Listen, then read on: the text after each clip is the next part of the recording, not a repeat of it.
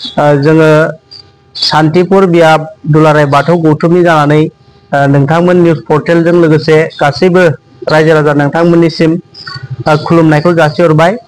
जोङो दिनै बेयाव जे प्रेस मिट लानायनि गुबै थांखियानो जाहैबाय जोंहा सान्तिपुर बियाब दुलाराय बाथौ गौथुमा जा बोसोरारि मोनसे खेराइ फोरबो खुंफुंनाय हाबाफारि लायो।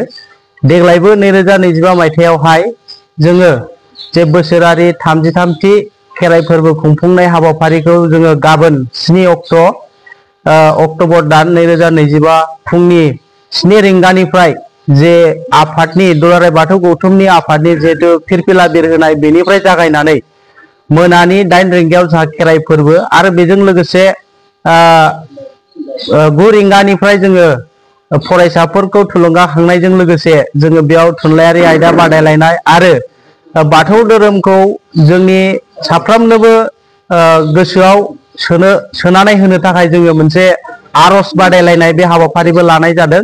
दा बेयाव जों बेखौनो खावलायगोन जोंनि सान्तिपुर बियाब बाथौ गौथुमनि सिङाव थानाय साफ्रोमबो रायजो राजा आरो लाइमोन बिथांमोनखौ जाहाथे बे हाबाफारियाव गाबोन लैहोर लैहोर फैनानै जे जोंनि हाबाफारिखौ जाफुंसार होयो आरो लोगोसेनो जोंनि धोरोमखौ बर'नि जे गुदि धोरोम बेखौ जोङो फोजौनाय फोगोमनायाव जे थुलुंगा होयो जों बेखौनो खावलायबाय साफ्रोमबो रायजो राजा नोंथांमोननिसिम।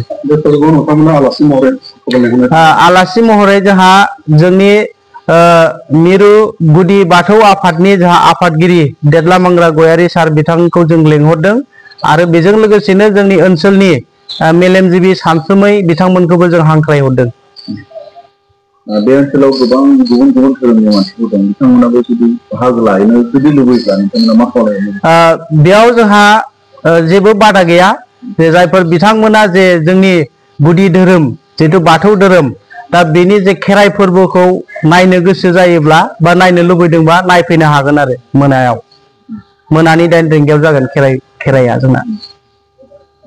खुलुमबाय, आं सान्तिपुर बाथौ गौथुमनि माइनावनि आफादगिरि हिसाबै नोंथांनि मिडियानिसिम सिगांग्रो आंनि गोसो गोरबोनिफ्राय सिबिनाय खुलुमनाय जासिहरबाय।